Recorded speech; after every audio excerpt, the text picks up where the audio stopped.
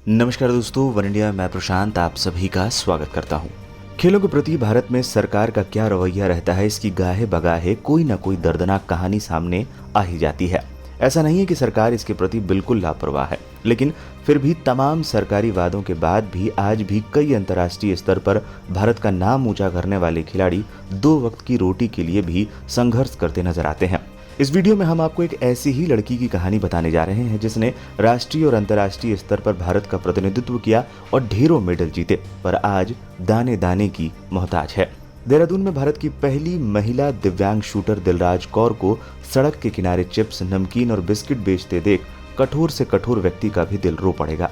सबसे पहले आपको दिलराज कौर से परिचय कराते हैं, क्योंकि ये दिलराज का दुर्भाग्य नहीं बल्कि हर उस भारतीय का है जो इतने मेडल जीतने के बाद भी उनका नाम तक नहीं जानती है। दिलराज ने 2004 में शूटिंग शुरू की थी और 2017 तक उन्होंने राष्ट्रीय स्तर पर 28 गोल्ड, 8 सिल्वर और 3 कांस्य मेडल जीते थे।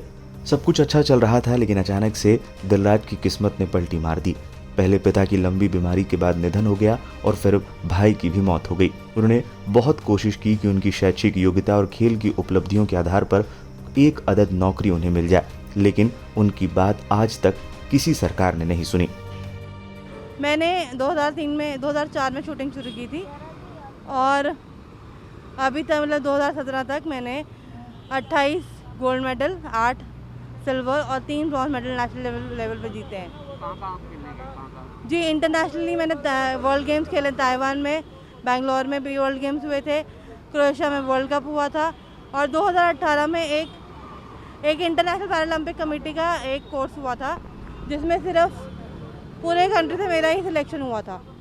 तो वो स्पोर्ट्स एजुकेटर कोर्स करने वाली भी मैं पहली ही लड़की हूँ। ये बताइए कि आज आप फुटपाथ पर बैठी है, सड़क पर बैठी है, नमकीन चीज़ बेच रही हैं, आपकी वजह क्या है? जी, मेरे फादर एक बहुत लंबी बीमारी के बाद नहीं रहे। मेरे ब्रदर की भी अभी रिसेंटली डेथ हुई है, तो उन लोग के इलाज पे जो बहुत खर्चा हुआ और फिर जो हम लोगों को लोन्स थे वो लेने पड़े। मैं और मेरी मम्मी किराए के घर पे रहते हैं। पापा की जो फैमिली पेंशन आती है वो रेंट में चल जाती है और जो बाकी थोड़े बहुत जो हमारी EMI हम दे रहे हैं वो देनी है। तो उसके बाद क्या होता है, महीने की 20 तारीख के बाद हम लोग के पास कुछ बचता नहीं। अब कुछ तो करना ही है सरकार से।